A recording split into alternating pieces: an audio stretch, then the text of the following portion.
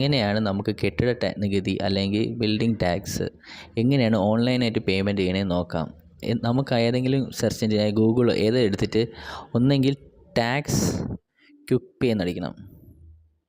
Quick പേ എന്നിട്ട് search ചെയ്യണം. Search ചെയ്യുമ്പോൾ ആദ്യത്തെ ഇത് തന്നെ വരും, tax.lstkerala.gov.in എന്ന് പറയും. അതിൽ ക്വിക്ക് പേയ്മെൻറ്റ് എടുക്കുക. അതെടുത്തിട്ട് നമുക്ക് അതിൽ ചോദിക്കുന്ന ആദ്യം ഡിസ്ട്രിക്റ്റ് നെയിം, പിന്നെ local body type, local body name, ward year, ward number, door, sub choose. നമുക്ക് ട്രിവാൻഡ്രം ആണെങ്കിൽ ട്രിവാൻഡ്രം കൊടുക്കുക.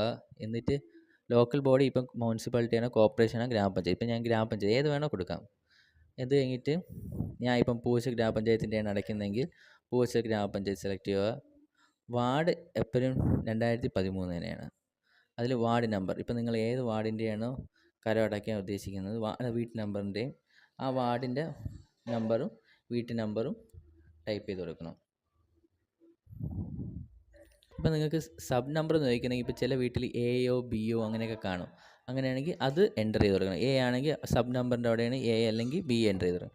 അത് എൻ്റർ ചെയ്ത് കൊടുക്കും. അപ്പം നമുക്ക് ഓണേഴ്സ് നെയിം കാണിക്കും, എന്നിട്ട് അതിൻ്റെ ഉള്ള കരവും കാണിക്കും. ഇപ്പോൾ ഓണേഴ്സ് നെയിമില്ലേ, ഓണേഴ്സ് നെയിമിൻ്റെ അവിടെ നമ്മൾ കറക്റ്റ് ആണോ എന്ന് നോക്കിക്കോണം. ആ ആളുടെ പേര് തന്നെയാണെങ്കിൽ മാത്രമേ പേയ്മെൻറ്റ് ചെയ്യാവൂ.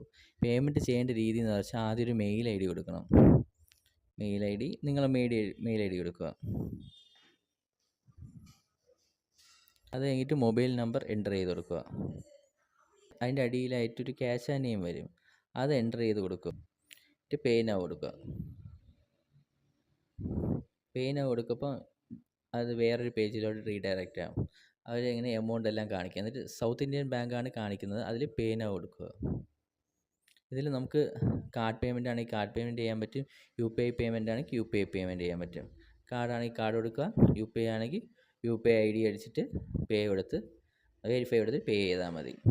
ഇനി സെക്കൻഡ് മെത്തേഡാണെങ്കിൽ ഡയറക്റ്റ് അവർ സൈറ്റ് അടിച്ചു കൊടുത്താൽ മതി. ആ സൈറ്റ് എന്ന് പറയുമ്പോൾ tax.lstkerala.gov.in അതടിച്ചു കൊടുക്കുക.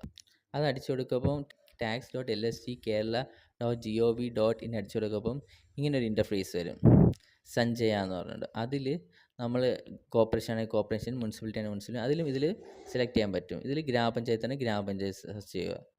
സെർച്ച് ചെയ്യപ്പം ഇത് ഗ്രാമപഞ്ചായത്ത്, ഇപ്പോൾ നമ്മൾ പൂവച്ചൽ തന്നെയാണ് അടയ്ക്കാൻ ഉദ്ദേശിക്കുന്നതെങ്കിൽ പൂവച്ചൽ ഇതിൽ സ്ക്രോൾ ചെയ്തിട്ട് പൂവച്ചൽ എടുക്കുക. ടാക്സ് ക്വിക്ക് പേ ആണ്. അതെടുക്കുമ്പം പിന്നെയും വാർഡും വീട്ടു നമ്പറും സബ് നമ്പറും. വാർഡാണെങ്കിൽ നമ്മൾ വാർഡ് ഇയർ 2013 കൊടുക്കുക. വാർഡ് നമ്മളിപ്പോൾ 10 ആണെങ്കിൽ 10 എന്ന് കൊടുക്കുക.